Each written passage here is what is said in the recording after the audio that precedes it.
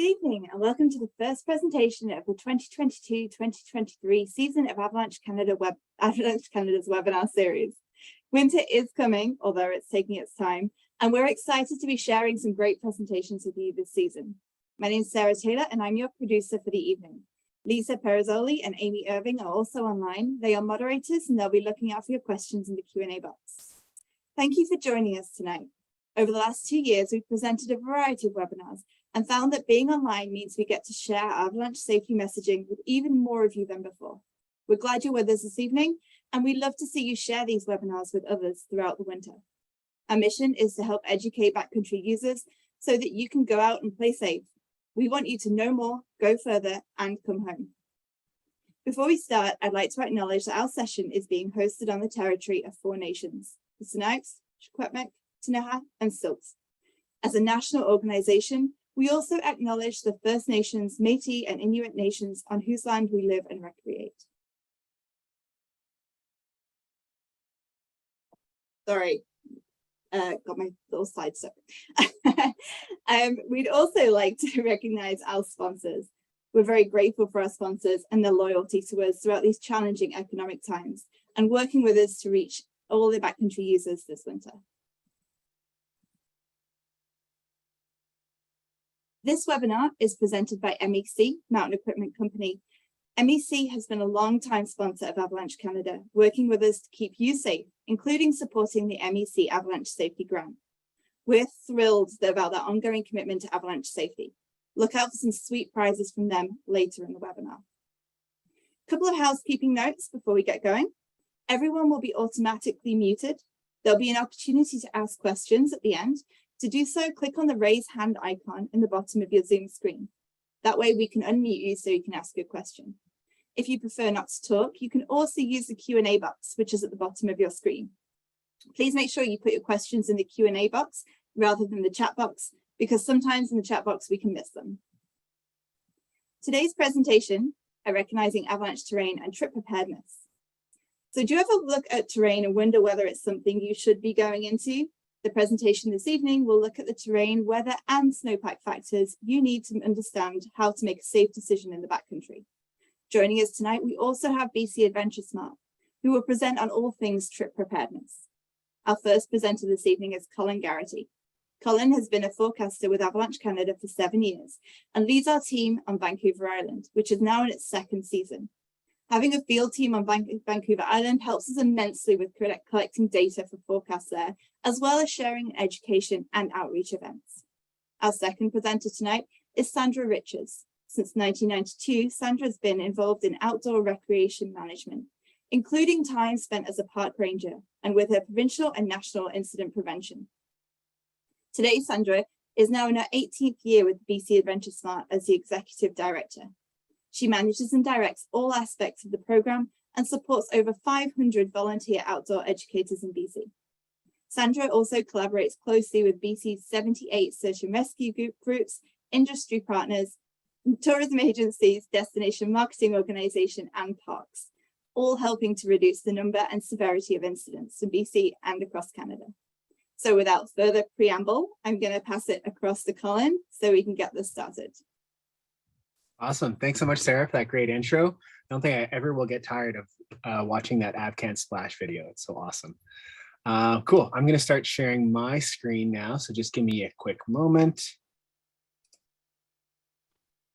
Optimized, and we should be good to go. How does that look?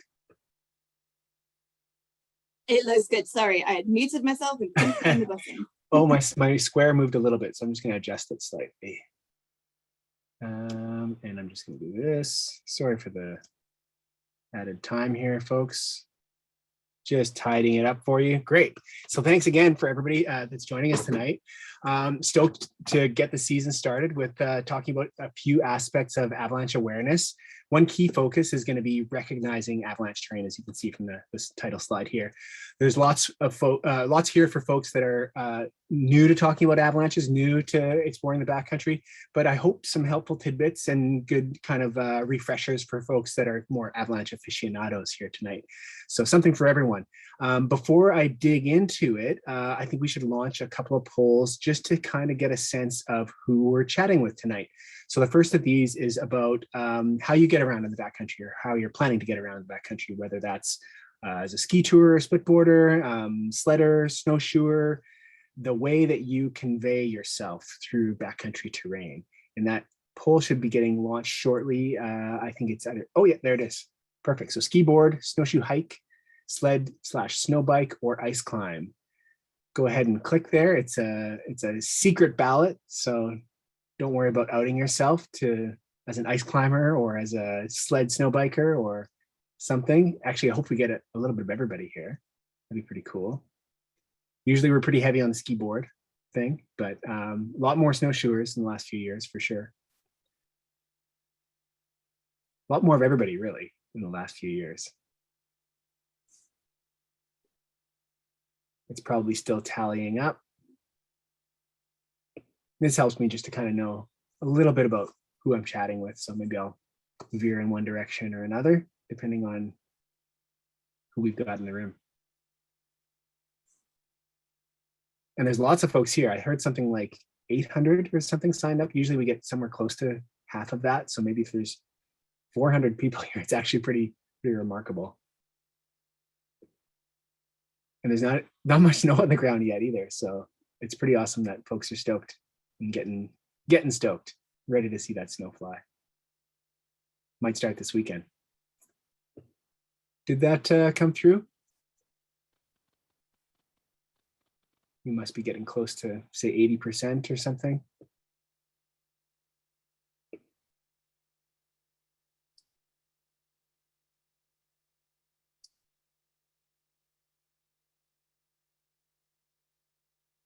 I don't think I'm allowed to vote, but I would be voting split board and sled.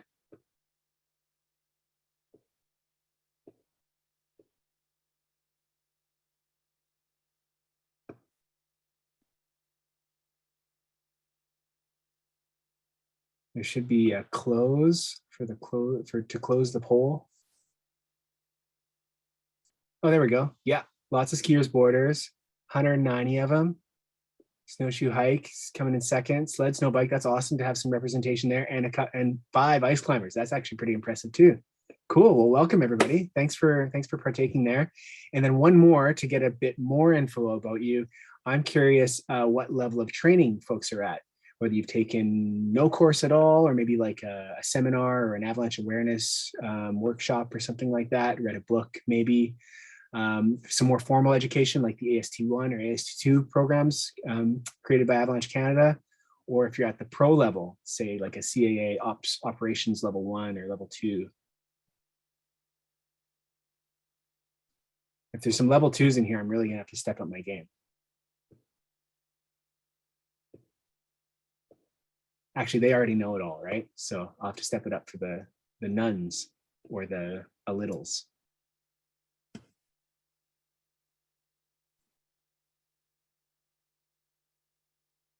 And the results, drum roll, lots of AST1s. That's awesome. Usually we don't see quite so many of the AST1s like right off the hop here. So that's great. Some 2s as well, and 10 CA level pro level certifications. Okay. And lots in the none in a little category as well, which is great because there's a lot of entry level kind of info here, which is, I think, a perfect place for folks to get started. So thanks so much for participating in that. That helps me kind of think about who's in the room. So moving right along, just a little bit about Avalanche Canada. You can kind of think of us as the voice of public avalanche safety in Canada. So our kind of flagship product you might already be aware of is the daily avalanche forecasts that we produce throughout the winter season. We create the curriculum for avalanche awareness programs as well as recreational training like this AST1 and AST2 that we were just chatting about. We're a really important point of contact for avalanche information. So if you know about avalanches that you've seen or observed or heard about, or want to know more about avalanches and conditions, we're the people to talk to.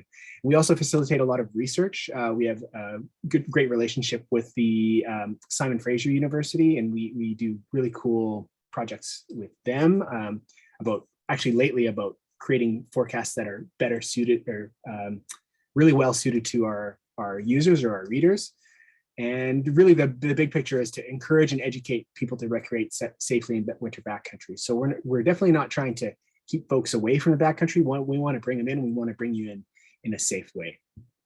So I'll move right along from there. What is an avalanche? So as you can see on the slide here, you got a bit of a definition as well as an image. Kind of your textbook slab avalanche here. So it occurs when a mass of snow releases from a mountainside, tumbles down a slope. So that's just kind of a general picture of one avalanche. I want to talk about a couple of different types of avalanches here. The main two types that we talk about, which would be slab avalanches and loose snow avalanches. So even, this image is a pretty powerful reminder of the consequences of even a small avalanche. You can imagine if that person was dragged down slope, they could be in some serious trouble at the bottom. So this next slide is a slab avalanche being initiated by this skier here. A dry slab for that matter. So there's such thing as a wet slab avalanche as well. The dry slab avalanche it's the real killer. It's the one that, the type of avalanche that most people who die or are injured in avalanches, it's a dry slab avalanche that hurts or kills them. So this is the one that we're thinking about. It's really top of mind all winter. And loose snow avalanches, and specifically this next one I'm going to show you, I'll just play that once more so you can get a sense of the mechanics of the release there. You get that fracture line at the top, it breaks into blocks, and as it moves down slope, it starts to lose cohesion and turn into this mass of snow and gaining lots of energy and speed. And I would not want to be at the bottom of that slope. And I suppose that's why we're all here today, right? Not being in the wrong spot. And here is a loose snow avalanche, and this is specifically a wet loose avalanche. So it behaves a little bit differently, and I'll just let the video do the talking there. This is one of our field techs, Martina, initiating the avalanche, and you can see it starts from a much smaller point. We call this a point release. But as it travels down slope, it gathers mass, it gets bigger and bigger and involves more and more snow. And you can see by the time it reaches those trees, they're shaking. I'll play that once more. You can think about some of the differences, wet snow versus dry snow, the speed of the flow. You could tell that dry slab avalanche is moving quite a bit faster. This, point release avalanche might be a little bit more easy to avoid in a sense, because it's almost always going to initiate from your skis. It's not going to be triggered remotely. Or from from somebody moving around in the terrain, or something like a cornice fall, or something's got to trigger it in order for it to move, and it's going to start from a point rather than kind of spreading out rapidly across the slope and fracturing wide. So there's the kind of different level of danger. That level of mass of a wet snow avalanche, really scary, but maybe a little bit more predictable. Where a dry slab avalanche, it doesn't have that same level of heft, but for sure it's a lot more surprising and I would say a lot easier to get caught in, to be surprised by. And you can get a bit of a sense of the difference of the weather that would produce these kinds of avalanches. One's kind of a midwinter scene, where this is kind of like warm weather has allowed this to happen. Some big picture ideas. So kind of zooming back, the kind of ingredients of an avalanche for us to think about are snow, terrain, and trigger. And so I'm going to dive into the terrain piece quite deeply tonight, but it's worth thinking about those other pieces of the puzzle too. And I'll chat about those too, just so we can understand the whole, kind of the triangle that when these things come together, we've got the ingredients for an avalanche. So on the snow side of things, maybe the first thing to think about, and especially as we're coming into early season, it's important to know that a threshold amount of snow is required before an avalanche can form in the terrain. So the amount of snow depends on a few factors, and the most important one here is the roughness of the ground cover. So we need at least enough snow to overcome the roughness of the ground before there can be a smooth surface on which an avalanche can run. So think about that idea of ground roughness as we look at these next couple of slides. So you can see here in most of this image, there's too much ground roughness, and there's not enough continuous snow cover for avalanches to run in most of this image. If you look closely up in the alpine in the distance, you're above threshold up there. But most of this image is below threshold for avalanches. Maybe a small, tiny point release or snowball could release in some of this terrain, but nothing that could really injure somebody. And in this next image, you can definitely see that the ground cover has been sufficiently overcome by the depth of snow, and it's sufficiently smooth for an avalanche to run here. Now it's game time, where the avalanche thinking caps are on, and it's winter. It's time to look at slopes with suspicion. Probably the most important factor, and I think I'll probably come back to this a couple times, or it's worth just always reiterating this to yourself mentally. The most important factor of terrain that determines whether or not an avalanche can run is slope or incline. So the majority of avalanches start on slopes of 30 degrees or greater. And when we're talking about slab avalanches, the kind of the sweet spot where the most likely angle for avalanches to run at is about, we say, around 38 degrees, but up to about 45 degrees is definitely in that kind of range as well. As we start to get above that into like 50 and 60 degree slopes, these are likely to avalanche, but more as point release avalanches. So they're likely to avalanche quite frequently and with small avalanches. Yeah, and so there's a few ways of knowing what the degree of your slope is. You can kind of generally kind of compare it to like a green, blue, or black run on a ski hill. And so if you're going from a blue to a black run, you're starting to move into avalanche terrain inclines. The best way to do this is with an actual measuring device called a clinometer. It's used to measure a slope angle. And you can make markers on your ski poles as well to get kind of show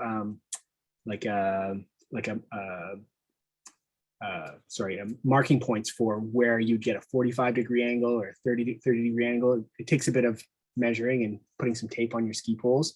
And then over time, you develop an intuitive sense of slope angle.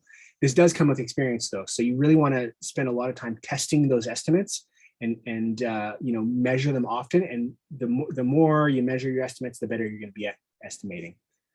Here's another kind of graphic image to show you kind of this slope's too low angle to avalanche. I can't really imagine a condition where slopes this low angle would avalanche, but it's always important to look at the big picture here. And if you look at the slopes off in the distance there, you can see, well-defined avalanche paths out there. And at the bottom of those avalanche paths, you see some kind of like small trees and things. And so I wonder if when I'm looking at this image, if I'm getting the whole picture, and if there's not some terrain above this person that could have created an avalanche path where they're walking. Maybe they're in a run-out zone. Something to think about. Always get the big picture of the terrain that you're looking at. So generally, this terrain itself is too low angle to avalanche. And this terrain that these folks are staring up at, this cliff here, is too steep. The snow really just can't stick for long enough to form much of a mass to produce a slab. And so these slopes are almost constantly shedding snow, and you'll see lots of debris at the bottom of them. It's frequently sliding, not really accumulating. It might not produce a very large avalanche, but if I was, say, climbing up that waterfall, a small avalanche might be all it takes to be a real problem for me. And so that's important to think about too, how terrain plays into the picture of the hazard, whether it's the terrain itself is part of the hazard that you're confronting when you're moving around. So it's not just the snow, potentially. How the snow interacts with the terrain is really, really important. So here's a graphic that kind of gives you a bit of the range of different behavior of or likelihood of avalanches. And we're talking about slab avalanches here, because up in where it says infrequent there, point releases at 45 to 60 degrees are really frequent. So that helps to kind of gauge, and really I want to reiterate just how important it is to always be looking at slopes really critically. And some folks will kind of go that next step and talk about, is the slope concave or is it connected You know, is there lots of snow connected together? Is there a lot of potential for lots of snow to move at once? Or is it supported or unsupported terrain? These are important ideas, but always trumping them, the most important factor is going to be the slope angle. That is just it. Something else to think about in terms of terrain is vegetation. So vegetation has a lot of influence on avalanches. So avalanche formation, whether or not it's possible for an avalanche to actually occur in a highly vegetated versus low vegetation. I'll get into the details there. The influence on the consequences of avalanche, you know, when there's lots of trees and things like that on a slope, the potential for trauma in an avalanche accident is much, much higher. There are things to bump into if you're sliding down slope. So generally the idea is that, you know, if you're looking at trees as a way of mitigating avalanche danger, they need to be quite closely, you're looking at forested terrain where the canopy is actually touching, you're deep into the trees. You should still be able to move through them. Some people say, you know, if it's wide enough to ride, it's wide enough to slide. And that's partially true, but the likelihood of a large avalanche is much, much lower when trees are, the canopy is connected and it's a heavily forested area. In an area like this is not heavily forested, and you know the wind is just going to howl through this as well, because you can see that there's not much obstructing wind or anything like that. So this isn't really mitigating any kind of avalanche danger, this kind of terrain here. And this is, you know, especially worth thinking about with areas, you know, in last summer we had a lot of fires, and they you know, they ravaged huge sections of forest, and there's actually areas that were previously forested that are a totally new piece of terrain now, and they're basically open kind of tree line-ish or even alpine-like features because of that exposure to the wind, sun, precipitation, etc. Yeah, and then the trauma-inducing features like rocks and trees are worth thinking about as well. And you know, you can look at those trees for clues about whether or not avalanches have occurred historically too. So when I talk about like a thick tree cover, this is what I'm talking about. It's very unlikely for avalanches to occur in a thick forest like this. This person's still able to move through it. So, you know, if there's a little bit of a slope there, they could slide downhill. But it's unlikely for a large avalanche to form in this kind of forest cover. Really, it's the vegetation breaks up the size and the uniformity of a potential slab, but it also introduces a lot of material that impedes the flow of an avalanche. So it makes it difficult for the avalanche to keep moving. There's too many things putting the brakes on it in the terrain. And these dense trees, it's worth thinking about, they can be a trap if the setup is different from what we're seeing here. You know, if you've got a big open slope and it's ending in a tree fence and the avalanche is going to run into those trees, that's a serious problem. Those trees are no longer protecting you. They're now threatening because of the snow above. We're thinking about trigger too. So there's another kind of piece of that puzzle, the trigger side of things. Probably the most important thing to think about here is people, right? And that's what we got here. Humans, snowshoers, skiers, hikers, snowmobilers. The vast majority of avalanches that hurt or kill people are triggered by a person, by either the person who's gets involved or is a victim of the avalanche, or somebody in their party. So that's really important to just kind of pause on. Remember that we are the trigger when we're moving around out there. So, and a big part, this makes it a big part of why it's so important for us to be able to actually recognize that terrain among these other skills, like recognizing signs of instability, knowing safe travel practices, knowing companion rescue, thinking about the fact that we are the trigger. We're the one moving around out there, likely enough to the likely trigger of the avalanche that's going to affect us. There are natural triggers as well, so this is worth knowing. So cornices, like you can see on the kind of top right of the image there, rocks falling from rocky slopes, snow falling from trees or cliffs, or explosives. Explosives are obviously not a natural trigger, but those other things, those are all natural triggers.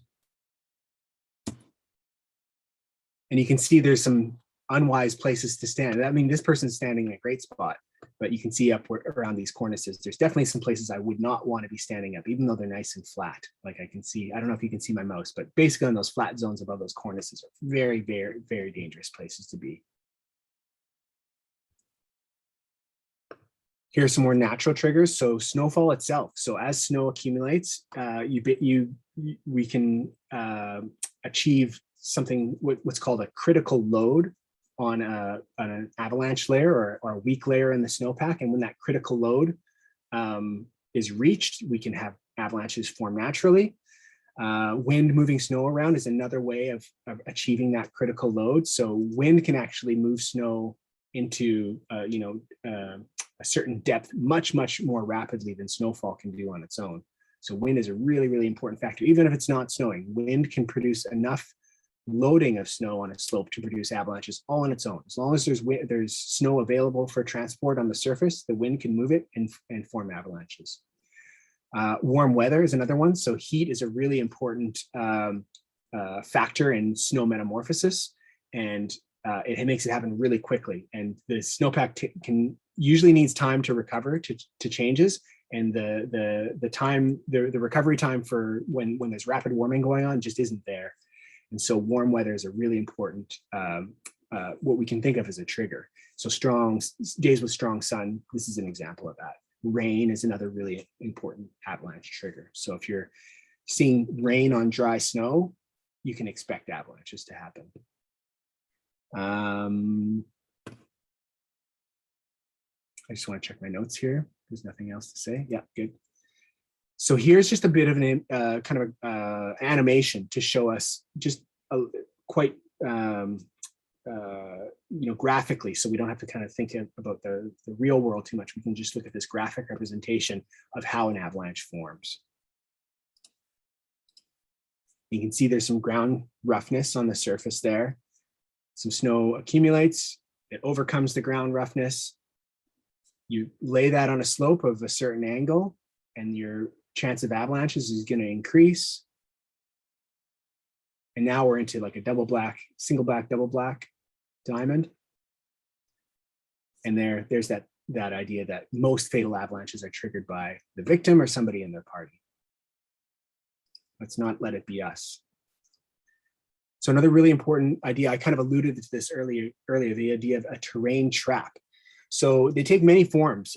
Terrain traps are any kind of terrain feature that increases the consequences of an avalanche. So you can see this person in this deep gully here. If an avalanche, and you can see some debris there actually, if an avalanche pours into this gully, it's not going to take much snow to bury this person really deeply and make them very difficult to recover.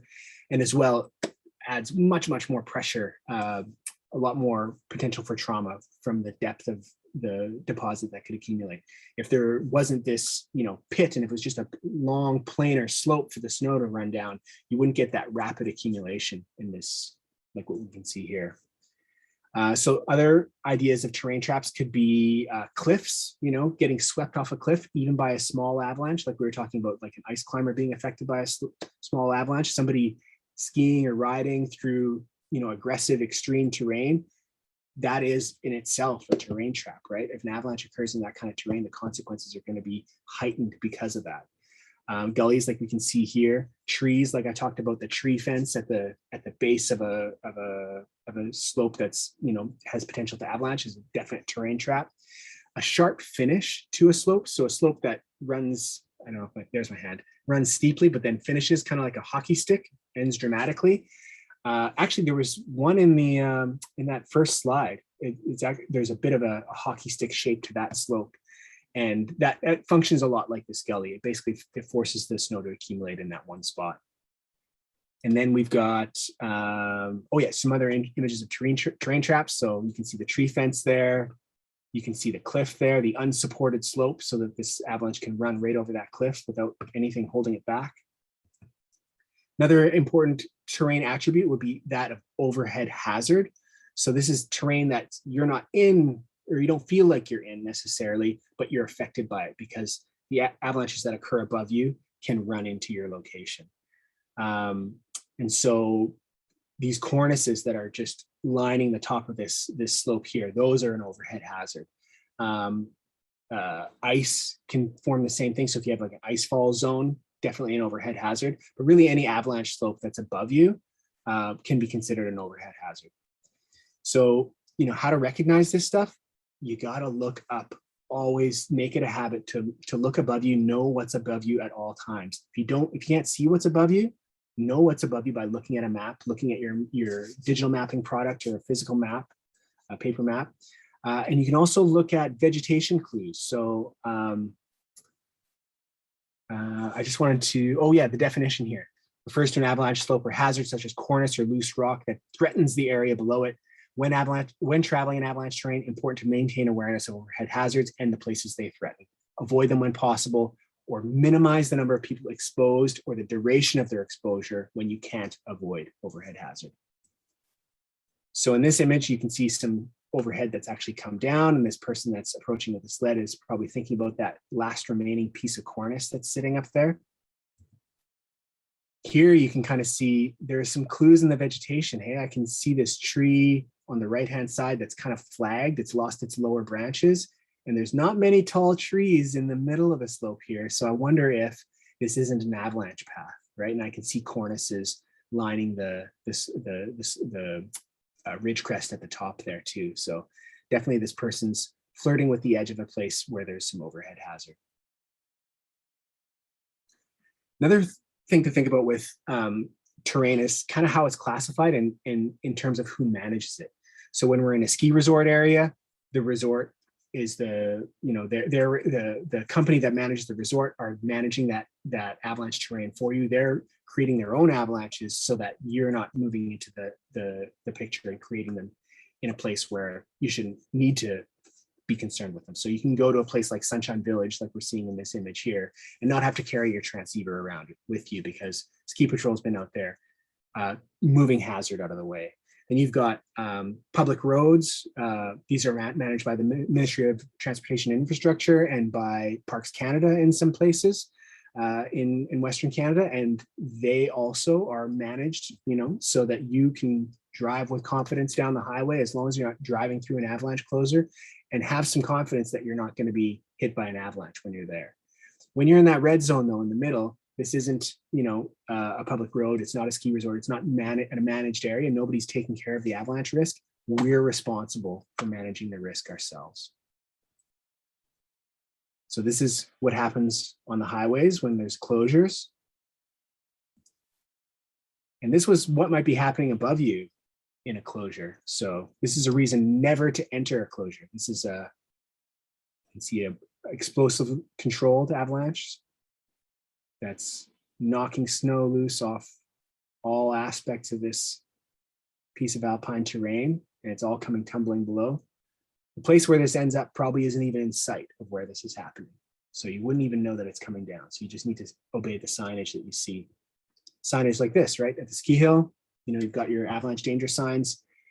When they say caution avalanche danger, take heed, right? And when they say closed, do not enter an avalanche closure, because the kind of stuff that we just saw there is happening above you. And you probably won't see it. You might hear the pop of an explosive here and there, but that's going to come at some distance in time from where you are, and the relationship might not be immediately clear. The easy answer is just don't ski in a closure ever. And these are some of the signs that you might see as you're entering some of that uncontrolled backcountry. Some of those thought checks. Do you know where you're going? Have you checked the weather forecast? This is an old sign telling you to check the Canadian Avalanche Association bulletin, and there's that phone number. Don't call that phone number. Check avalanche.ca.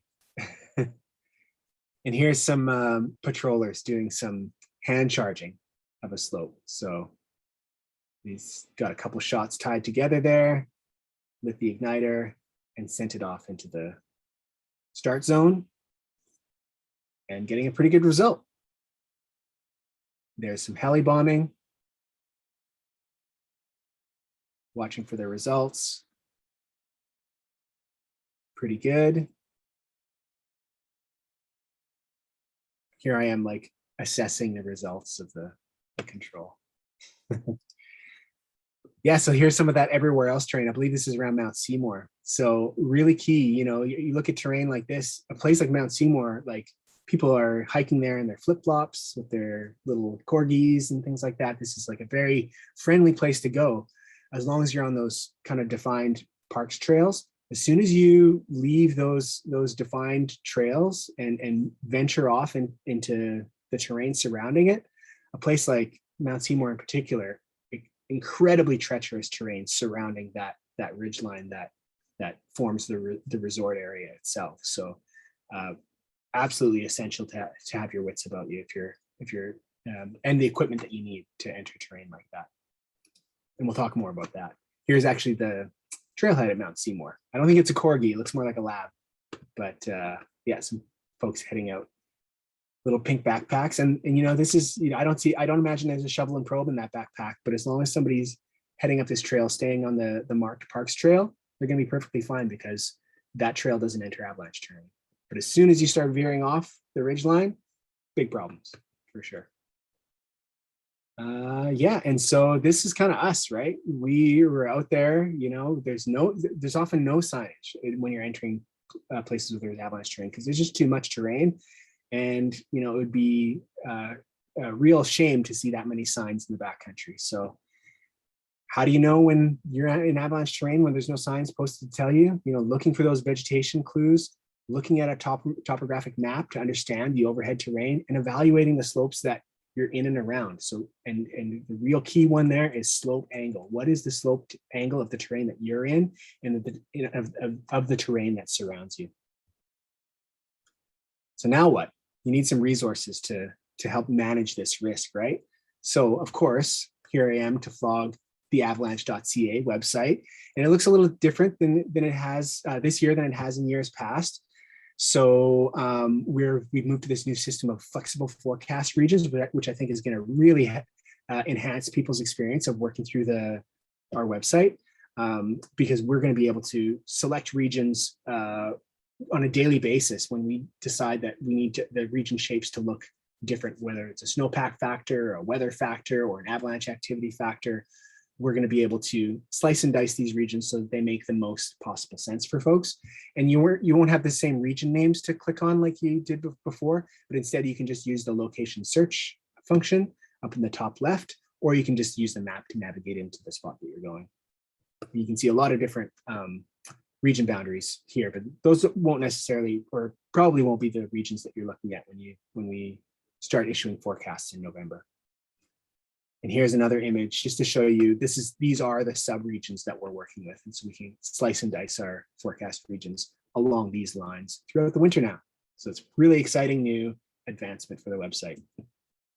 For folks who are just getting started, be sure to check out the Start Here page on avalanche.ca, avalanche.ca/start here. You get to all kinds of, like a lot of the stuff that I've talked about here, but just in kind of black and white and writing. So that's a nice thing to be able to go through.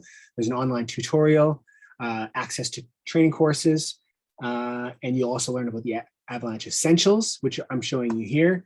Your transceiver, probe, and shovel, absolutely essential gear to be carrying with you anytime you're entering avalanche terrain. Obviously, a pack of some kind to carry them in. An airbag pack, on that note, is a worthwhile piece of avalanche safety gear. We don't call it an essential, but it's definitely a worthwhile piece. That it's kind of another tool in the toolkit to reduce our vulnerability in avalanche terrain. And so transceiver is worn, it transmits a signal when it's on the proper setting, and it allows for other transceiver users to find a buried transceiver. So, and that transceiver will be attached to the person who's buried, so we can locate them under the snow. The probe is used to pinpoint their location in the snow. So we poke it in to find that person that's buried, so that we don't waste time when it comes to shoveling. The shoveling is very time intensive, getting less and less every year as we get more and more advanced techniques, but it's definitely the most time intensive part of a rescue. And you need the right shovel for this. It's not your snow shovel from doing your walks or at home, or it's not bought at a hardware store. It's a proper avalanche rescue shovel. Abby Savvy, right along with that Start Here page, a really great resource for folks who are just getting started. Some of these intro ideas, a lot of the stuff I've talked about tonight, but in a little bit more detail. And there's some really cool terrain exercises, the kind of interactive that you can get into. There's some detail on the avalanche terrain exposure scale, the 8s scale. So that's I won't get into it too much, but it's a way that we grade certain avalanche terrain according to how affected it is by the avalanche risk. And so this is you know, a lot of really popular destinations, we actually rate them in terms of what kind of terrain you're heading into, so you can get a look into that scale. Another really, the only other one I'll mention here is the daily process is a really, really cool section to dive into to understand kind of what the daily flow you should be following when you're embarking on a day in the backcountry. And then you can take a look at training links as well, link up with some Avalanche skills trainer throughout Western Canada, actually really all over Canada. They're offered all over the place.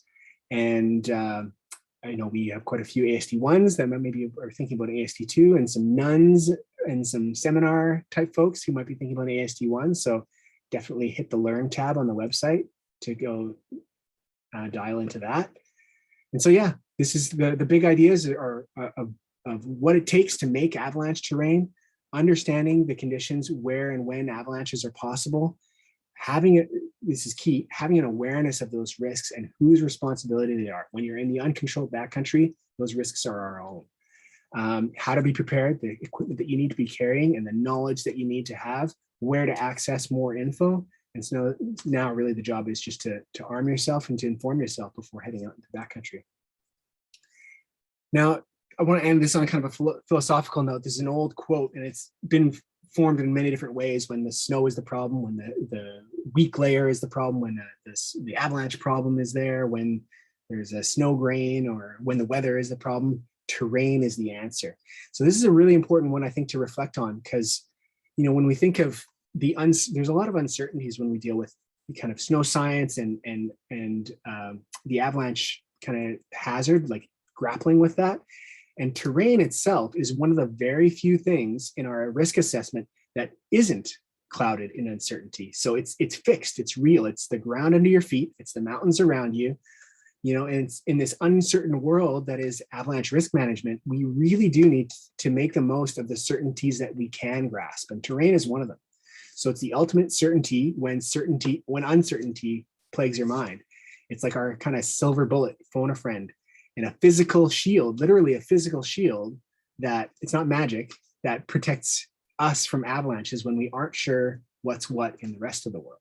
So stack the odds in your favor and analyze the terrain. That's all I have to say about that. I want to hand it over to Sandra next. And I think she's got a video to kick us off into this. And I see some questions starting up already, which is great, but we'll get to those shortly. I've already gone a little over time. Hopefully that's okay. There's Sandra.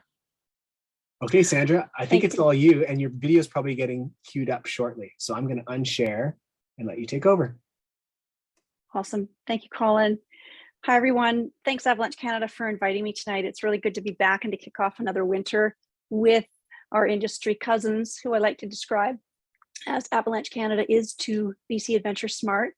I'm really grateful to be joining you tonight from the Lillooet First Nation and Squamish First Nation, and to kick off my session, which is going to talk all about how you can reduce the number and severity of search and rescue calls.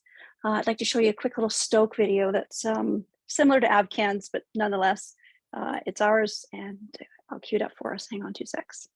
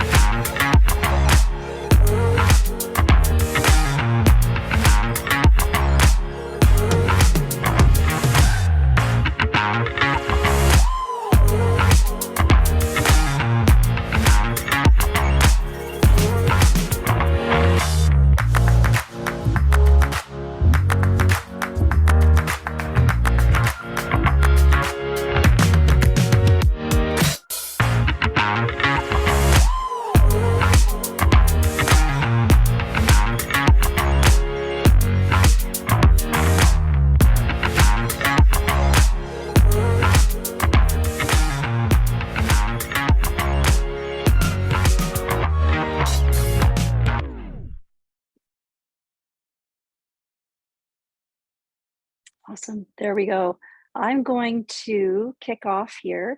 And as I pull this up and get into full screen, before I really jump in, I would love to have a couple poll questions come up as well, similar to Colin. Mine are pertaining to search and rescue and outdoor safety and how we can reduce the number and severity of those calls. So if Avalanche Canada's tech support team could bring up our first question. Here we go. Let's see what everyone thinks out there. So top 3 reasons for search and rescue in British Columbia, even though I work nationally, these are BC stats. Do you know what the top 3 reasons for search and rescue are in British Columbia? Do you think they're gear breakdown, injury, maybe new to the activity, no communications, group dynamics, and lack of daylight, or injury, getting lost and disoriented, and exceeding abilities? They're all great answers, by the way.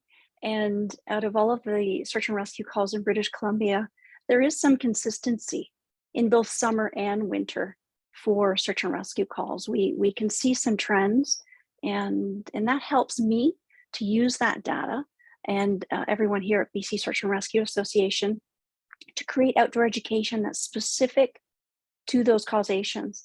And then we can really target and help you prevent these from happening, and or at least the severity of a call. If the severity of a call is even less than another call, that's still successful.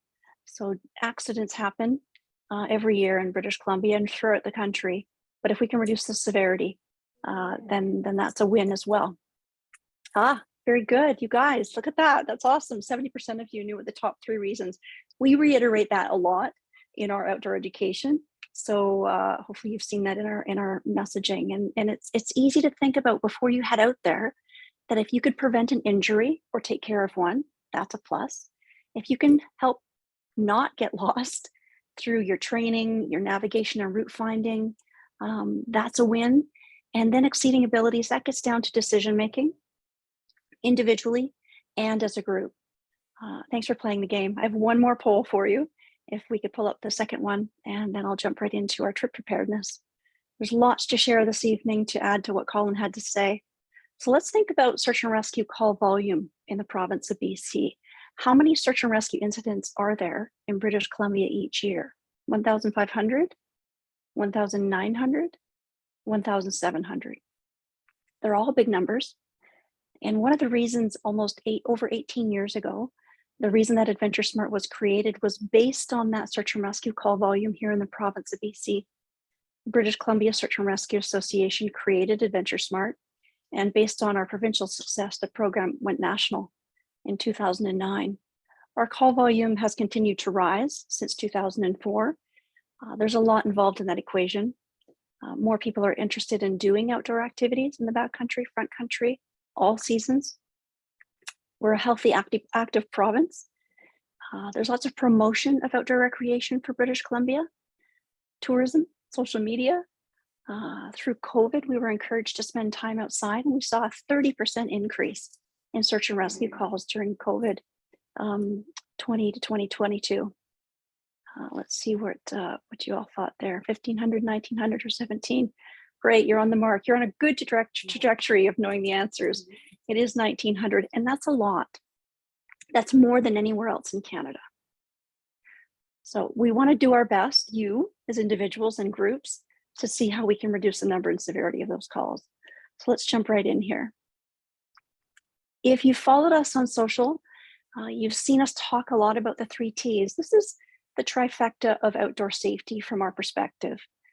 As a national organization here in British Columbia, we talk about this in every single program we deliver, no matter the season, no matter the activity, and no matter the user group. If you can trip plan, train, and take these essentials and add season and sport specific gear, you're on the right track, well before you even hit the trail. So I'm going to jump into each one of these and talk about how they apply to you for winter travel. And then you can combine all of this with Colin's awesome presentation and information from Avalanche Canada, and see how you can start your winter off on a really great start. Trip planning is essential. Every single one of those 1,900 search and rescue calls in BC, they're all entered into a data management system by search and rescue. And all of the 3,000 search and rescue volunteers have to enter those stats. Someone on that group has the honor of being data entry. And they see trends as also trip planning is a piece that's missing to the level of that it should be done. Has to be done every time before you head out. We've kind of made it easily digestible into 5 segments here. For winter, you need to know that avalanche forecast. Colin and his team at AvCan all over British Columbia and throughout the country do an awesome job at providing that information for you. So that forecast is key to find and understand through your training, through ASTs and beyond. Planning your travel route and navigation. This is done before the activity. If I'm heading out next weekend, maybe this week I'm getting together with my friends for that activity. We're going to do all of this as part of our trip planning.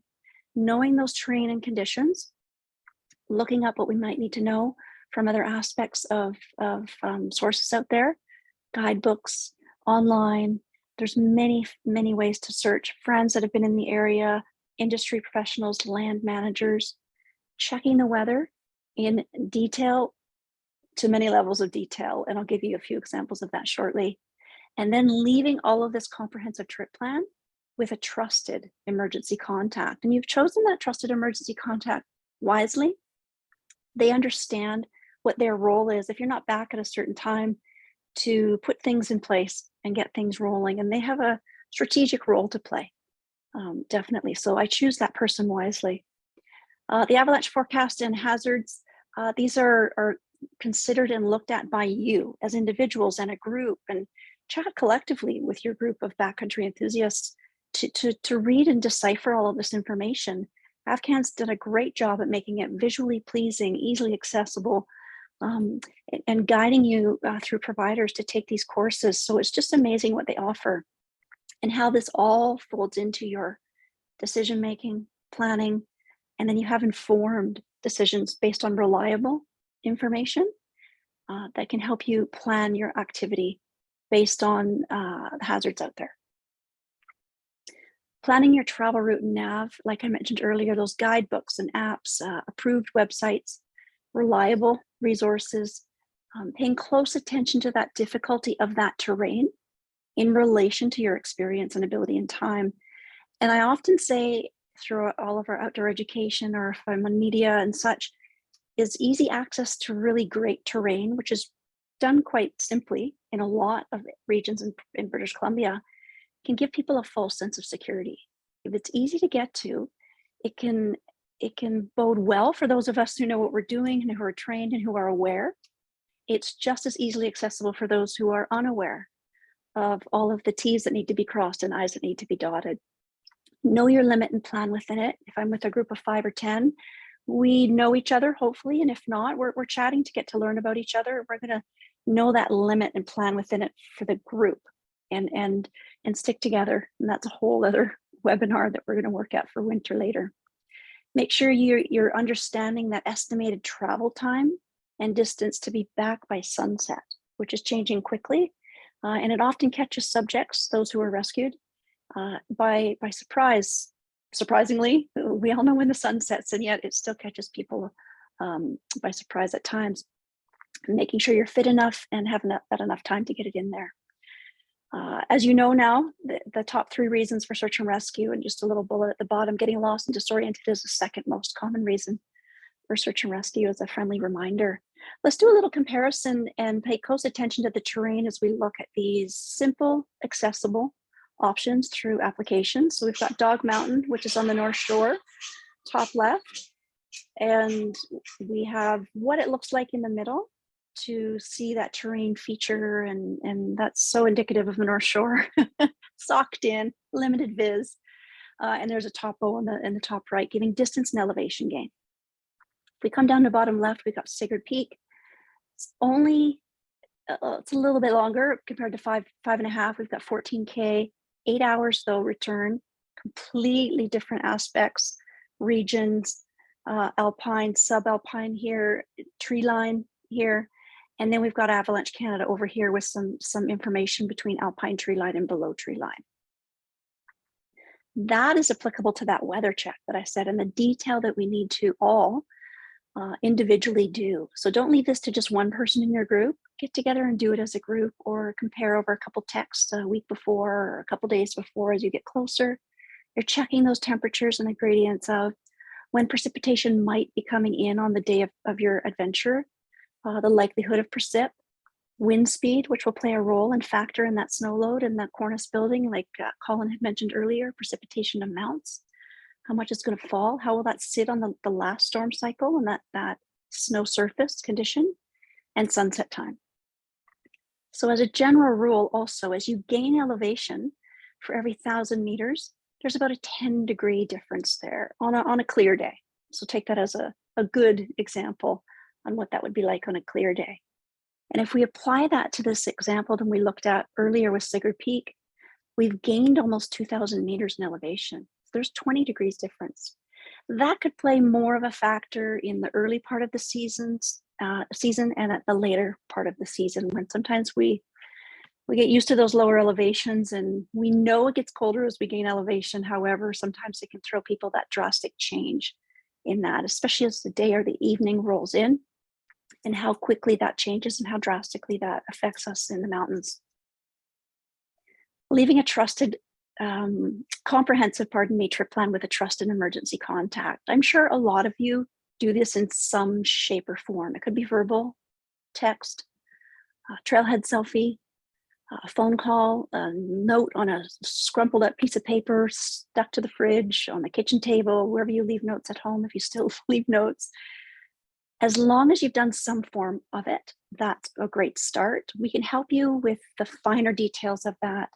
And I'll share an app that we have that you could use. It's free of charge to anyone in Canada. And it helps with leaving those 5 W's and the H. So we want the whys, the whens, the wheres, the what, the who, and the how. And this will help out your emergency contact share this with the local police or RCMP. They are the tasking agency of any search and rescue call. And then they'll share that with the search and rescue group and the SAR manager. Here's a simple way. Like I mentioned, a text will work. So why are you going? Are we mushroom picking? Fall right now, awesome time. Are we microspiking up to Second Peak on Seymour or Hollyburn over at Cypress? Are we backcountry skiing, touring, snowmobiling? Whatever it is, you're telling someone here that you're heading out in the mountains. So there's your why. And when are you going? You're going to leave at a certain time, and there's a location and when they should be finished. So here it says 4 p.m. as one example. Giving specifics on your route, that's key. So let's say I'm heading for a mountain bike next week, and I'm going out with some girlfriends, and I'm saying I'm going to ride the North Shore. Well, the North Shore has a lot of trails, a lot of areas to go. That's not enough. I need to be specific. And the same would be for winter. If I'm heading for a snowshoe in the winter, I can't just say I'm going to head out for a snowshoe somewhere in the North Shore up the Sea to Sky corridor. You need trail information, trail name, route traveled, plan B, route traveled, if you could be so organized. This will help search and rescue. So think in the minds of what they would need to find you. What are you wearing? Are we bright? Are we colored? Or are we blending in with natural colors that aren't easy to see? So bright colors, oranges, robin blues are great. Bright yellows. So when you're purchasing your gear at outdoor stores, think about maybe your pack cover, your jacket, and what would be easily spotted in a dark, natural colored forest. And who are you going with? Your friends. We want names, we want last names, first names, any conditions they might have. It could be asthma, they have a certain medication, gear that they have, phone numbers. In this case, we've got John and Chrissy and a couple phone numbers. And then how are we getting to and from? A lot of areas are accessible by transit. So place that in there, or car information, make, model, and license plate. Sounds like a lot, but the Adventure Smart Trip Plan app just allows you to fill in the fields. And here's a great little intro to that.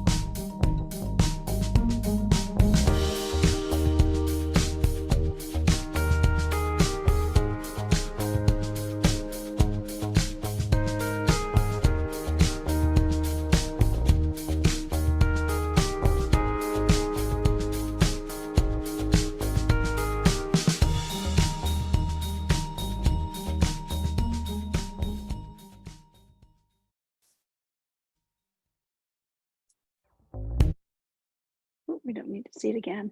Perfect. Let's jump into that second T. We've got training here, and it's continuous.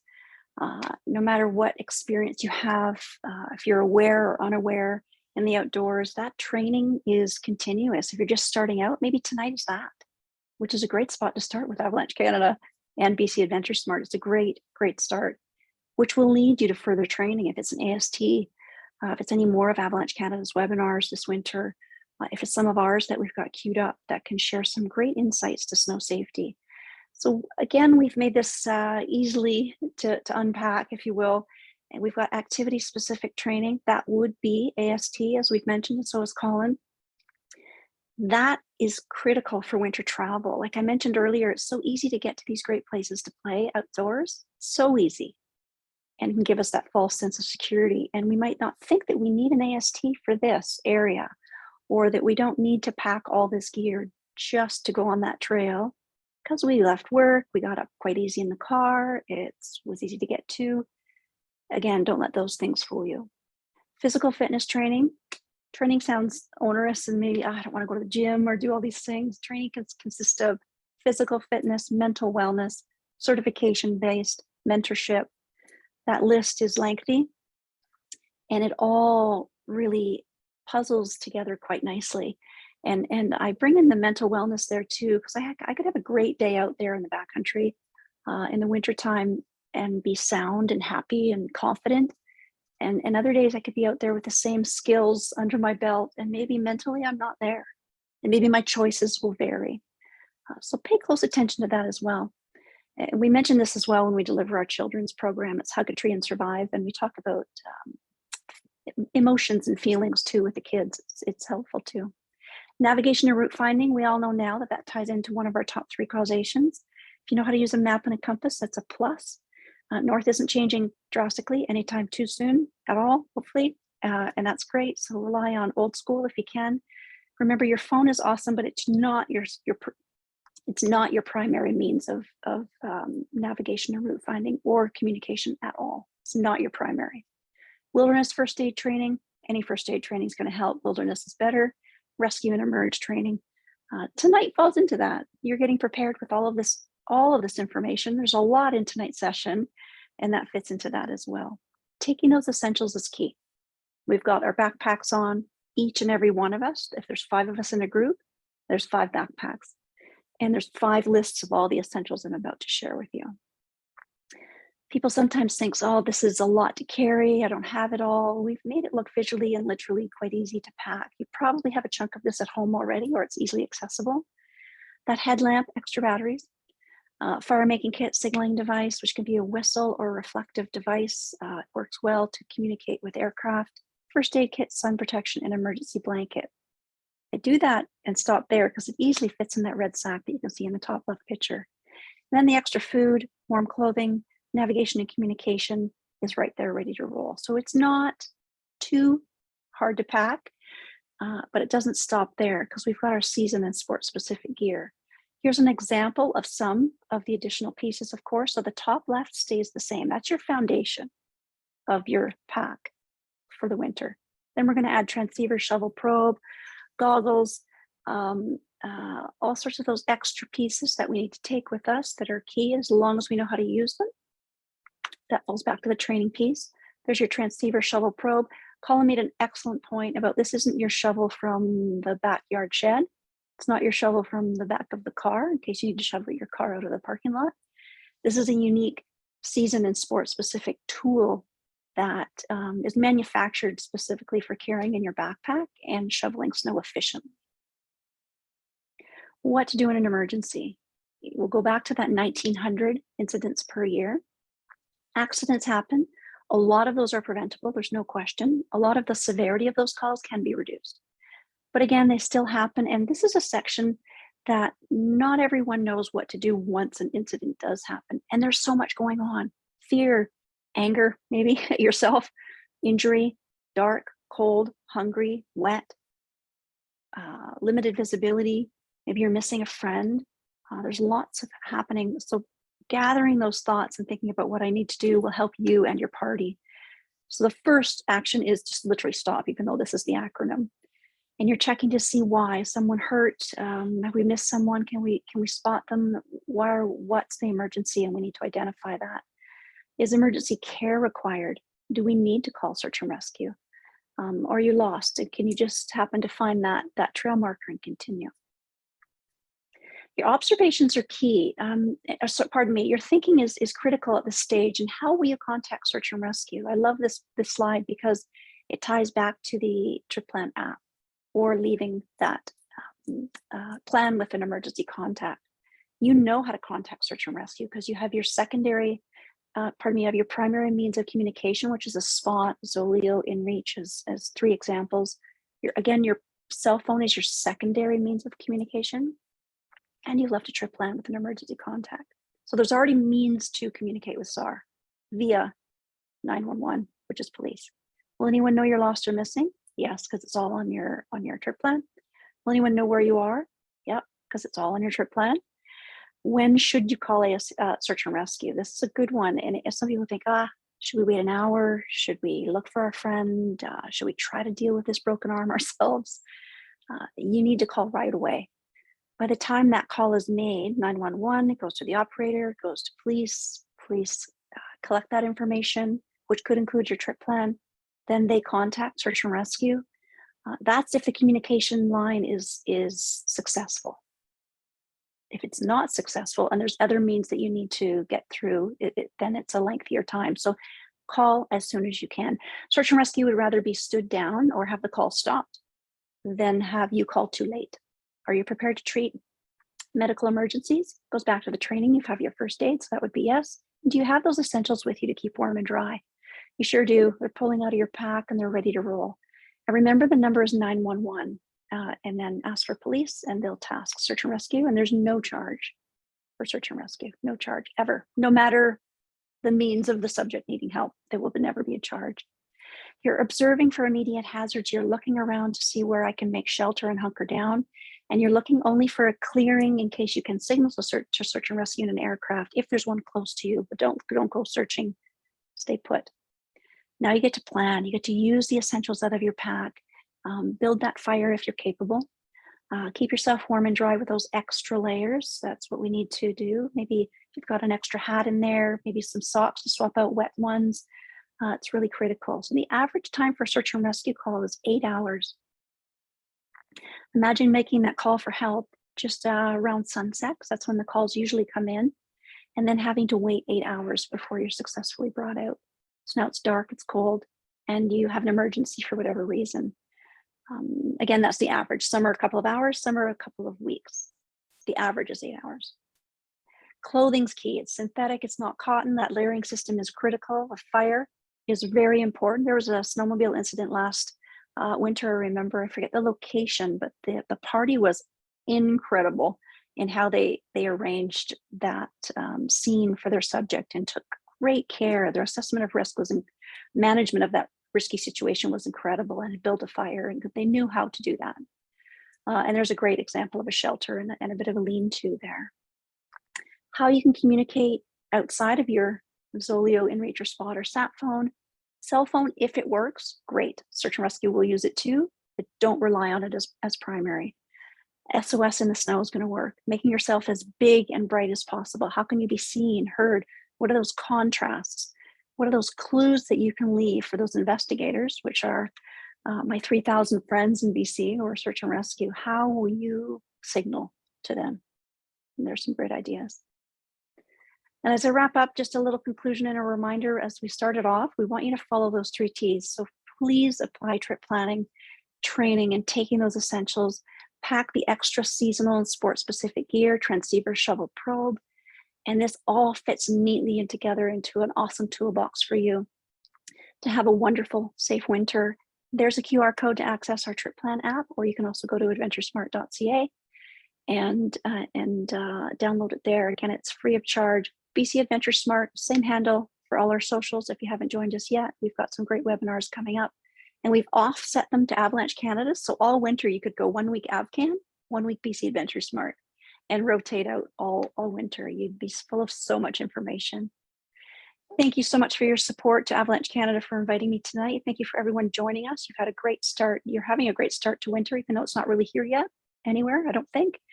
And your preparedness and you getting informed helps our 3,000 search and rescue volunteers who are on 78 search and rescue groups. Thanks again, and I look forward to your questions. Take care.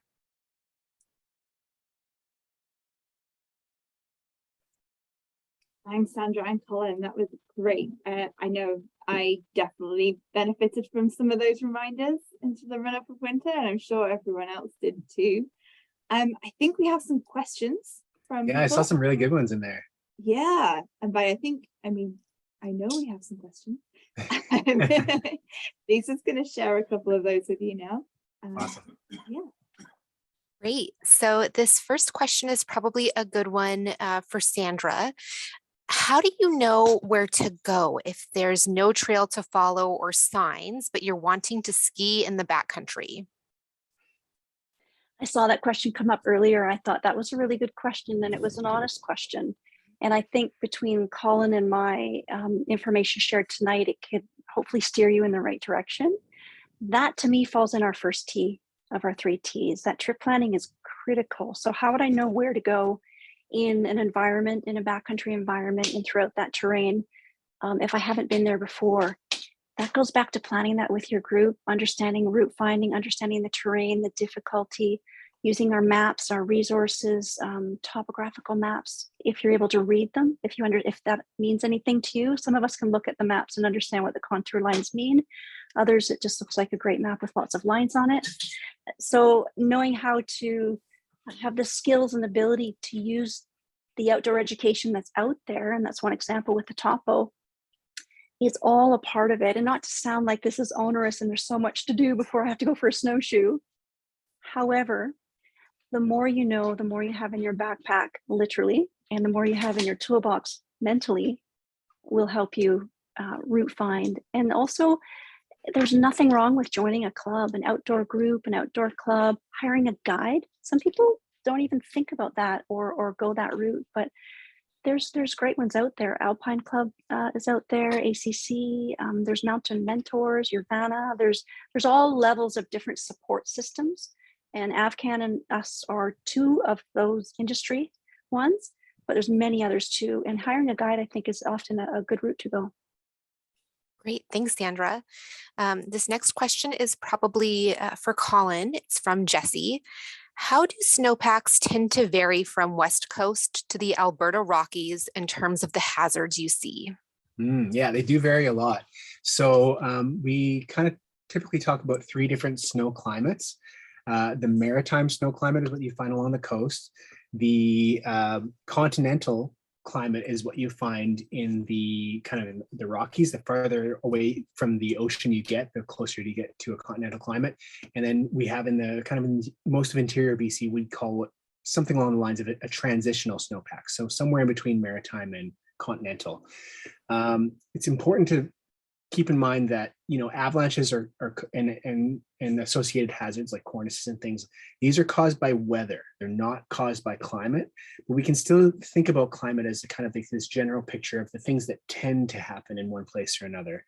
So in a continental climate, you tend to have thinner snow cover, colder temperatures. And for this reason, the snow metamorphosis that occurs in these kinds of places is you get faceted, weak snow quite commonly. And you can often have very weak basal layers, lower deep layers in the snowpack in that kind of a climate. And that can lead to large deep slab avalanches that are really unpredictable, tough to nail down when those things are going to trigger. They often trigger naturally. And there's kind of like this long period of uncertainty with regard to those deep slab avalanches or deep persistent slab avalanches. And then more toward the coast, you get a lot more snowfall, you get warmer temperatures, and this tends to result in a more a snowpack that's bonded together quite a bit more rapidly and quite a bit better. But this doesn't mean there's no avalanche danger. What you get instead, often in the coastal climate, is really intense storms that deliver up to a meter or more of snow in a single shot. And during those storms, the avalanche danger is incredibly high. So this is what we call kind of a direct action avalanche problem, where the weather comes, it produces avalanches as a result of the weather. Where the persistent slab avalanche is problem that you'll find more typically in the interior and toward the continental. It's a little bit trickier to manage, it's tougher to predict, and a little bit I guess there's a lot of you deal with uncertainty quite a bit more. It's really important to keep that idea that this is climate and not weather, though, because in the late season in the Rockies, you can have almost what like in the springtime, you basically have kind of a maritime snow climate, when most, this is like a one case out of any number of situations that can develop. But often by springtime, you get the snowpack that's consolidated, all that the tricky layers have kind of bonded into the snow, and you don't have that deep persistent problem. And then in the maritime climate, you can have early season, thin snow cover, short days, cold temperatures. You can have kind of a rocky snowpack developing in coastal snow areas as well. So yes, they are different, but it's like a tendency, and it's a climate factor and not a weather factor. So it's always important when you're trying to think of what the hazard is on a given day, you're relating that to weather and not to climate. Thanks. We received this next question from a couple attendees. How long does a transceiver last, and can it expire? In terms of battery strength, most definitely. They're restricted by the battery life that you have in your transceiver. It's really important to do a transceiver check every time you go and use that device out in the backcountry. And then most people, there are manufacturers' recommendations on how long or at what strength you should discard your batteries, not use them anymore, replace them. Most people, somewhere between 30 and 50% is kind of like the low end of what people will accept as reasonable for their transceivers for in use. It's worth noting as well that transceivers in their search mode are quite a bit more energy intensive. They'll use more battery more quickly. So I'd be a little bit closer to that 50% mark, because I want to make sure that I have lots of time to search if possible. You might also relate this to like the duration of your trip. How many days in a row are you going to need to leave that transceiver operating? So that's something to think about. And then in terms of the devices themselves expiring, yes, transceivers do become obsolete over time. So you'll get some good resources on our website to give you the kind of the specifics on which ones are around and not around anymore in terms of what's acceptable. The main thing to keep in mind, we want a modern digital transceiver with 3 antennas, and ideally it's got some kind of a marking feature or a flagging feature, something that allows you to basically ignore a signal that you've located so that you can focus on other signals, essentially. And then in terms of the device itself, if it's not obsolete, it is important to make sure that it's maintained to the manufacturer's specifications. So even a transceiver that's perfectly good should be sent in for recalibration with the manufacturer. Along the manufacturer will recommend a kind of a service cycle, and so you want to follow that service cycle with the device. Great, thank you. You 3 probably, types of expiry. Sandra and Colin, you probably both have some ideas for this next question. The question is from Bridget, and it is, what digital maps and or phone apps do you suggest when you're heading out into the backcountry? Sandra, why don't you kick us off? We're lucky to have so many resources that can provide us, right, with these mapping systems, and we can access them through our phones, and there's hard copies. I don't always say I lean back to old school, but if you've got them and they're weatherproofed and sealed, you're good, right? We rely so much on, there it is. We've all got one probably right in front of us right now. And I'm not going to deter away from that, because they're great. You can download maps, you can use them, you can save them, it's usable. There's always a slight caveat though, right? There's always a slight caveat if your battery dies and then your phone's hooped and you don't have a backup battery pack. Maybe you've got a cellular little power cord pack, cellular solar thing on your to charge your, there's all these things that we can, but you can still think old school. And if you know how to use those systems, you're good to go. Compass is almost bomb proof to a degree. And again, the phone can break. It's affected by weather. The battery decreases in the cold. You lose it. You take it out to take a picture or take a selfie, and boom, it's 10 feet in the snow. Yeah, You're the cold's oh a good point. Gosh. Yeah, absolutely. There's many factors. So that would be my angle. Maybe Colin can add to a little bit more to the question, but I like to give that side of it too, which hopefully didn't sound too not no, optimistic. I think that's the important preface, is that maps don't run out of batteries, phones do. And phones can break. Your map won't shatter if it hits a rock. So it's a really good, important hard copy backup for you to work with. In terms of actually the software that I like, the apps that I like to use, I'm a big fan of a couple of different softwares, or apps. One of them's FatMap. And I like FatMap especially for kind of point navigation. So when I'm in the place and I'm trying to figure out the best kind of micro route to get from one spot to another, or to kind of look at terrain when I'm in it, FatMap is great because the 3D rendering, the 3D imagery that they use. I don't think there's a mobile app that's doing quite the level of high value that FatMap is doing. So I think their 3D imagery is bang on. I'm not as thrilled with some of the data management type stuff. So if you're somebody that uses lots of routes and waypoints and things like this, I don't think they quite have that angle quite as solid as another company that I like to. I use both of these apps. Gaia GPS is the other one, and I think they're really good for managing data. And so I might use that for my planning and kind of my general route. But if it's like, oh, where's that glade I was looking for? I wanted to ski this glade. That's when I'll turn to FatMap and try to figure out, I go left at that tree instead of right at the rock, kind of thing. Great. Thank you both for providing some good insights there. Colin, this next question is for you from Lily Ann. Would you be able to speak more about, or I don't know if it's possible to demonstrate, but more about how to use skis as a clinometer? Oh yeah, so this is probably referring back to that point that I was making earlier about it wasn't actually skis, but ski poles, because they're a lot easier to manipulate when you're out in the field. You don't have to pop your skis off to use them. So the idea is, if you take your ski poles and you find out, basically you can choose a point anywhere along them. So somewhere near the handle, you can see my hand.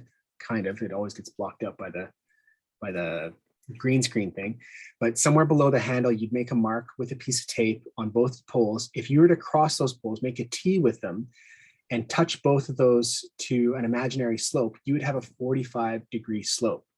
So basically, it's a matter of reducing the distance from or taking that tape slightly further away from the handle on your horizontal pole in order to get to on your vertical pole in order to get to a less than a 45-degree angle. So it takes a little bit of measuring, and maybe use like a speed square or something like that in your living room, kind of line it up to find that 30-degree angle. But yeah, that's basically what it is just using the length of the poles. When they're equal, you've got 45. And as soon as you start to vary the length of one or the other, that T shape is going to start to outline something other than a 45-degree angle. So it takes a bit of playing in the living room with either a protractor or speed square, something along those lines. And then it's just some electrical tape is usually what I see on folks' poles. That's just a really easy, hasty way of measuring. And then the clinometer, I didn't actually have an image on a slide, but you can find them at Mountain Equipment Company or all kinds of different outdoor retailers. And it's just like a little ball bearing in a small device, and you can actually just lay your pole or your probe along the snow, or just kind of sight with the clinometer in the distance to figure out what slope angles are. And that's kind of that's maybe a little bit easier and less constructive, less crafty way of going about it. Great, thanks. But yes, we definitely. And you've got some essentials in there now. So I don't know. One more equipment related question. This one is from Olivia. Do avalanche airbags have a significant impact on survival? Yeah, they And do. The statistics vary depending on the continent with where they're done, where the studies have been done. So in Europe, they've been shown to influence survivability of avalanches, much more conclusively, because typically avalanche terrain that people are accessing in Europe is not treed terrain. Most people are recreating strictly in the alpine, and the chances of trauma are much lower. Trauma from hitting in trees and things like that are much lower in that kind of terrain, where I believe in North America, the studies haven't been as conclusive, as firm on the side of survivability, because the possibility for trauma to be a part of the problem in the terrain is much greater here, because people recreate in the trees, cliffs and things like that. I mean, cliffs exist in Europe too, so that's not really a comparison point, but I think that the tree cover is a big thing. And so that is something to think about if you're using an airbag and you're, thinking about pulling out your trigger at a certain piece of terrain, thinking about what the consequences of an avalanche would be in that terrain is worth doing.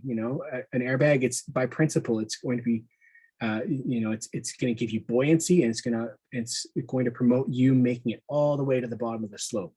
If there's something in the middle of this slope that you don't want to be moved through by the avalanche, it becomes a decision point then as to whether or not you think the airbag is going to help you in that situation. So the jury's still out a little bit, but by and large, we definitely look at it as a very valuable tool in the avalanche safety toolkit. And so not something to throw out just because we have trees in Canada or something like that. It's just something to think about a little bit more carefully. Oh, you're muted, or at least I can't hear nope. you. Oh, thank Yeah. you. That was very helpful. Okay.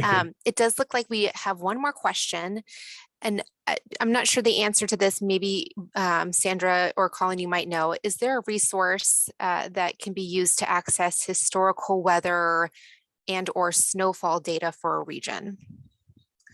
As far as Avalanche Canada goes, you can absolutely use our forecast archive. So I'm trying to think of, it's under resources. So avalanche.ca resources. And then I think right from there, you can click on the forecast archive, and you can look at our forecasts historically. I'm not sure how many years back, but quite a few. So that's one resource. But that's more our descriptions of the snowpack, and so it's more text-based. It's not like quantitative data in the same way that you might be looking for. Other places to look would be the River Forecast Center. So they use all kinds of different instrumentation, like snow pillows and stream flow monitoring and things like that can show actual like when precipitation was occurring over the course of the season.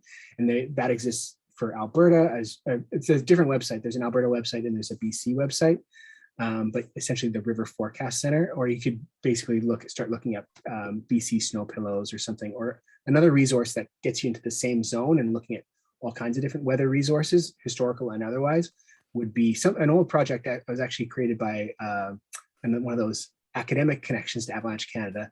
It's called ARFI, ARFI.ca,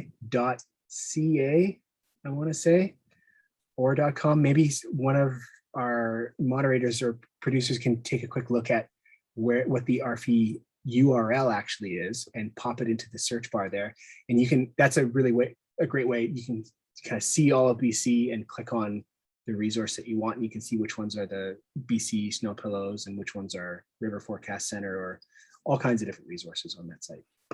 Great. And we just got one last question that we'll take. The question is from Jesse. It's, what special considerations do you take in glaciated terrain avalanche wise?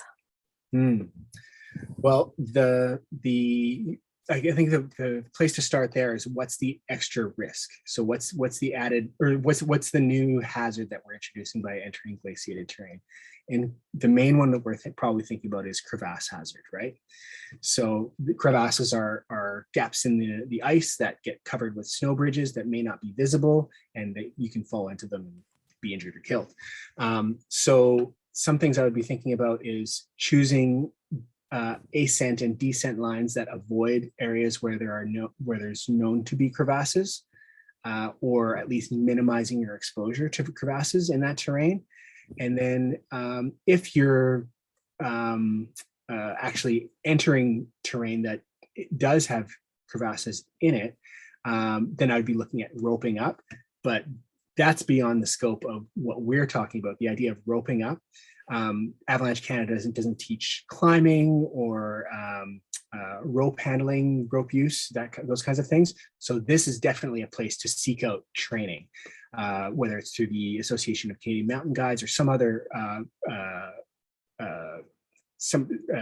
entity that produces this kind of knowledge or this kind of training for folks to partake in, to make sure that you're adding the rope piece safely to your system, so that you're not just throwing a rope in your backpack and hoping for the best kind of thing. Tying it on overhand knot and around your waist. Thank you everyone for asking such good, thoughtful questions. And of course, thank you again to Sandra and Colin for taking the time to answer those questions. I'll turn it back over to Sarah. Our pleasure. Thanks, everybody. See you again soon. Thank you, Colin. Thank you, Sandra. Thank you. That was great. Okay, so before everybody goes, actually, I'm not letting Lisa go anywhere yet because we have some prizes from MEC to give away. Our first prize is a 30-litre Weeping Wall backpack. I have just dropped it on the floor while trying to hold it up, so give me 1 second. There we go. A fantastic backpack. Who's the winner for that one, Lisa? And the winner for the backpack is Shelby Kurt. Nice. So if you want to drop us an email, Shelby, at producer@avalanche.ca, we'll drop that in the link, and we'll get that sent out to you. The next prize we have is a pair of really fancy merino socks. Who's the winner for that one? The winner for that one is Jamie Everett. Lovely. Again, drop us an email at producer@avalanche.ca, and we'll get those out to you. And then we have a couple of these really stylish, very fancy Avalanche Canada neck tubes. Will be the coolest on the skin track. And we've got 2 of those. So we need 2 names for those, please. Great. Annika Becker and then Noah Wise. Perfect. So again, email to producer@avalanche.ca, and we'll get those sent out to you. Thanks, everyone. And thanks to MEC for those wonderful prizes. There are many different resources that we have available on our website. Just going to get this loaded back up. There we go. We've got loads of different prizes available on our, no, not prizes, resources available on our website. Colin mentioned them earlier, but avisavvy.ca is a great place to start. That's our online tutorial, and it covers all the basics of getting you into the backcountry. It doesn't replace having an AST, but it is a great first step. We appreciate your interest in avalanche safety, and we appreciate your time tonight. You can help us support essential programs here at Avalanche Canada by donating as little as $10. So if you can afford that and you would like to help, there'll be a link in the chat box shortly where you can go and give a donation. Our next webinar will be coming up on November 2nd. It's the Ice Climbing Atlas with AvCan Ambassador Sarah Hoonican and Parks Canada's Grant Statham. And they're going to present on this excellent resource that they've compiled and are working on throughout the season. It helps out ice climbers gain information, which helps their decision making. And we're really proud to host this resource on our website. So we can't wait to hear from them on that. Pre-registration for that is required, and you can find that link in the chat box, or you can find it on our website. Thank you everyone for coming out tonight, showing an interest in avalanche safety. We hope that your winter in the backcountry is safe and fun. Thanks.